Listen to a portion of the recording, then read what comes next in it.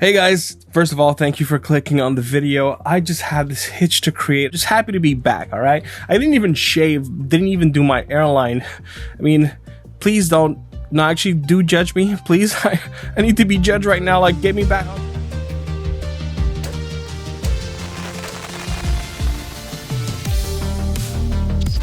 Here we are. And no, it was not clickbait. Today I'm going to show you a solution to make your own telescopic controller. How amazing is that? But first of all, I did buy this with my own money. Even if they had sent it, it wouldn't change a thing on the way that I perform these reviews. If you SGSX1, you can see what was in the box. So we don't need that anymore. Let's get rid of it. Manual, pretty straightforward. We're not gonna need it. Let's get rid of it. And then this product actually happens in two parts. Parts number one is this thing right here. If you have a switch, and maybe you're thinking, whoa, you said telescopic controller, why are you talking about a switch? It'll make sense in a second, believe me. All right, so we put the Joycons on the switch, right?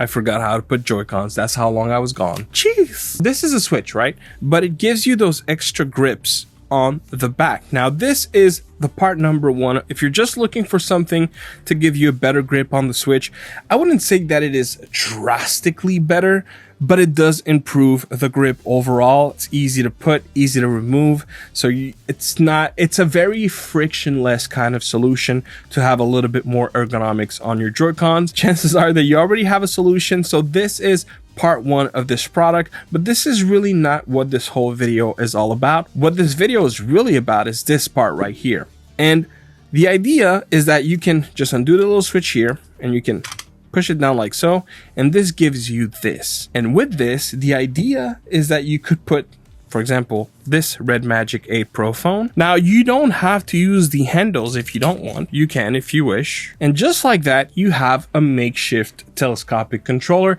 Now, of course, it doesn't look the same as something like a G8 or G8 Plus or the Easy SMX M15 or all the other options that are on the market, but it actually does work pretty fine. With this, you have something that is also a lot more ergonomic. If you also have your phone and your switch on you, that's something very light and easy to pack and bring with you to not have to bring an extra controller.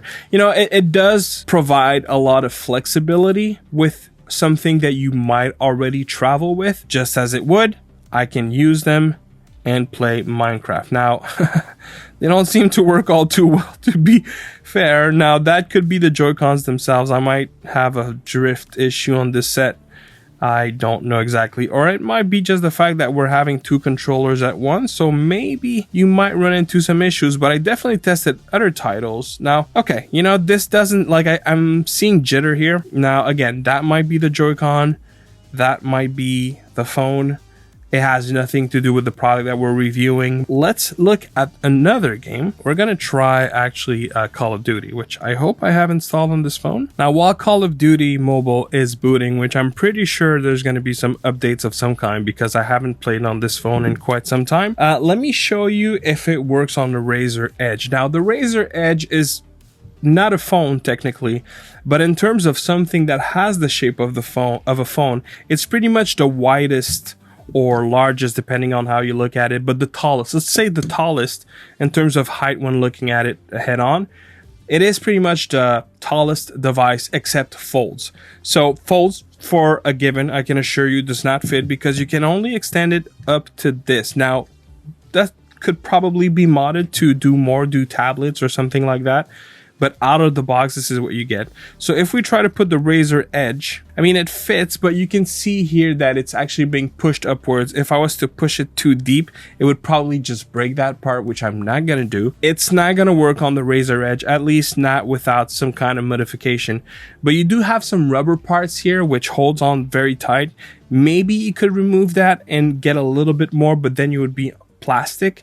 So it could scratch your device. I would probably advise against that. But you know, if this is something that you think would be necessary, this is something you could potentially do. The Red Magic 8 Pro definitely fits fine, but you don't really have all that much more. And that is with a case, by the way. So you do have that flexibility. It's one of two things. Either I played on the iPhone and the iPhone for sure is going to work without problems, because, you know, Apple works with its own API in terms of controllers, or I did play on my Fold and it was working fine. So you know what? Minecraft was acting up on the Red Magic. I was not expecting that either. So we're just going to test again on my Fold. Okay, so please don't make fun of the Fold. It probably doesn't look as nice, and the Fold is way too tall if I open it to fit in these. So we're going to use it like that. Let's push aside the Red Magic 8 Pro for now. And I'm just going to go into Minecraft real quick because, again, I did not expect the hiccups that we got on the Red Magic 8 Pro. Now, maybe it was a bad connection. Happens. I don't know if it was because I connected the right side and then the left side. Not supposed to be a problem, but anyways. Yeah, and I'm definitely still getting issues here. Maybe I haven't used the Joy-Cons on phones enough. I mean, in my knowledge, it always just worked, but I don't recall this having issues at all. It's not the way that I've played the most on phones, but I remember trying it and being like, oh, cool, it works. But now it doesn't seem anywhere near as reliable as I expected it to be. You know what? Let's stick to the program. Here I was thinking, I just want to dip my toes, you know, make a video, get back into the ropes. Here I am, just making this longer than it needs to be. All right, let's try Call of Duty on the Fold. Now, while this is loading, another benefit for some people with this is you can actually put a cooling device in the back of it, assuming that you like the system and that it works well for your phone. It definitely not is the best looking solution, but if it works, it just hasn't showcased that necessarily so far. Okay, so I was crazy. All this for no reason. The takeaway is very simple. The Joy-Cons do not work on Call of Duty Mobile. So far with this product, maybe that's hinting something, right? However, I did test it a lot on the iPhone. I guess I just didn't realize that I had done all my testing on the iPhone. And I was pleasantly surprised with how good this worked as a solution. It's a little bit of a hint into what the conclusion will be, which is maybe don't buy this for Android. But for iPhones, it could be interesting. So let's give this a look. Of course, same concept. But the other part that I think makes this product very...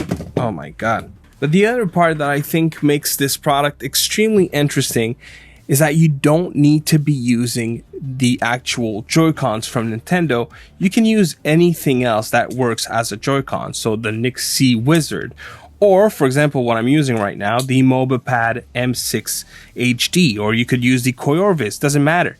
If you have Joy-Cons that you like better than the original ones, you can use that. And I mean, if you know, you know. There are a lot of better solutions nowadays. Now, this already looks a little bit better, you know, especially that it's all white. Not exactly the same white. The middle part is kind of more cream, whereas the other one is a little more bright. The controllers are actually a little more bright white, but it already feels more cohesive as a kit. Here's what we're going to do. We're going to jump straight into Minecraft and see how it feels with that game. One problem with this solution is the layout. You might not be too keen on playing with this layout, and you know, it's not one of those, although you might see aftermarket controllers like I think the Nixie ones do that, where you can swap your ABXY layout. If you can, that would be probably, you know, something that would work better. But on iPhones, it is basically a flawless experience. I'm not getting any hiccups here.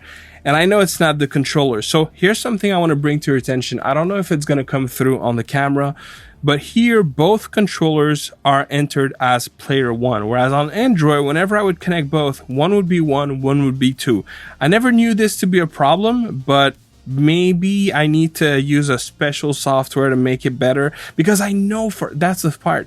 I know for a fact that I used Joy-Cons on mobile phones before, so maybe I was using some software that I forgot about. Actually, if you know anything about this on Android, please drop it in the comment box, because I feel like I remember doing this efficiently and this is not the experience that I got. So maybe it's on me. I apologize if that is the case. When it comes to using this on iPhone, honestly, it's extremely good as an experience. It holds onto the iPhone very well. I have a case on. It's very sturdy. You know, it's not going to snap off like it was on the Fold. Overall, this actually does make sense. And this is probably a better option than a lot of the controllers that you have on the market. And in my experience, I've had more throttling with iPhones than I did with Android for the past couple of years. Now, granted, the iPhone 15, I didn't have that problem at all. But even with the camera bump, like, it's still holding very, very well onto the device, and it's working just fine. No hiccups, no nothing. You just have to know about the layout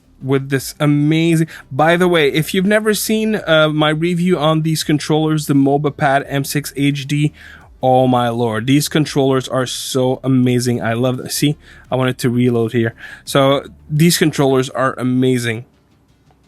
But yeah, you do have to get used to the layout. But here's the thing, and I guess we'll cover that in the conclusion in a second, but this is a very inexpensive solution in some situations. And just like that, not only can you make a makeshift telescopic controller for your phone, you retain the ability to have something to cool your phone in the back. You also can decide which type of Joy-Cons, because basically if it's a Joy-Con, it can attach to that. It doesn't have to be the native ones, but if you do use the native ones, you have the extra ergonomic grip that I showed you that can help as well. I think it's a cool option. So let's go to the conclusions of this product by IFU, the SGSX1. Now, I like the fact that you can really easily pack this thing, put it in a backpack. It takes little to no place, and as long as you have a Switch and or Joy-Cons, you can already have a telescopic controller on you at all times. That pretty much weighs nothing. It's a very cool way to DIY your solution on the fly. There are probably 3D printed solutions to do something like that already. Maybe you already made your own, and I wish I had the skills to do that, but the truth is I don't. So for me to find an aftermarket solution like this, I think is really cool. However, I will not be keeping this, and it is probably not for a reason that you could have expected. I think as a product for the iPhone, right? For the iPhone, it works really well. I like what it does, and I like how reliable that it's been on Apple's devices. Unfortunately, it hasn't been the case on Android. Maybe that is on me that I need to address it with software. However, that is not the reason why I will be returning this. The reason is very simple. I'm in Canada, and I paid $33 whooping for this and for this. Look, it's not worth that price, not even close. Can it actually be used as a makeshift solution to have a telescopic controller for cheap? Absolutely. But at $33, it's not really cheap anymore, which is why I want to emphasize the fact that if you are in Canada, this is what you should have to expect to pay. This is what I had to pay to get this. If you are in the US, I've seen it on Amazon.com for like $12, $13. It's just plastic, not necessarily cheap plastic, but nothing special about it either. It's just not worth $33 of plastic. If you are in the US and you want a makeshift solution and you have an iOS device, sure, for $12, I think it's absolutely worth it. If you are in Canada for $33, please steer clear. Like, don't buy this. For $33, you can pretty much find an Easy SMX M05, which will ultimately give you a much better experience. Now, the other thing I want to point out, I desperately tried to find this on AliExpress because I feel like if that was to be listed on AliExpress, that probably would be like a $10 USD kind of thing. For $10, hell yeah, I mean, for sure, buy it, even if you're not going to use it more than once, because it would be so extremely cheap, but not at 33 Canadian dollars. It just doesn't make sense. And so that is it for the IFU SGSX1. I think it's a cool solution. Like, if you don't want to buy a full-fledged telescopic controller, that's definitely an option. If you want to see if this is something you'd like to do with your phone, but you don't want to spend the big bucks for a Galileo GameSir G8 or a G8 Plus or an Easy SMX M15 or a Razer Kishi Ultra that costs like $150 or a backbone. There's so many of them. There's options is not the issue here. They're more expensive. So if you're looking for something that is cheap, inexpensive, to see if you like that, I think this is a great solution. Honestly, I'm a little sad to return it, but you know, I'd like to keep that as something I can talk about in a future video, not at that price. Not for like, what, 80 grams of plastic? No, it it makes no sense to pay $33 for that. Not that it's bad, I like the idea, and in fact, I'd love to see more companies tackle that solution. I'm surprised it took this long for me to run into this. Maybe it existed for a while and you guys known about it. I didn't. So it was a pleasant surprise to me. Guys, I'm just happy to be back. More videos. I think there might be times where I have one video a day type of thing, because I really want to pile through a lot of content. I feel excited. I feel rejuvenated. I just need to do a couple of things here and there, but ultimately expect to see a whole lot more of me, and I'll see you on the next one. Peace.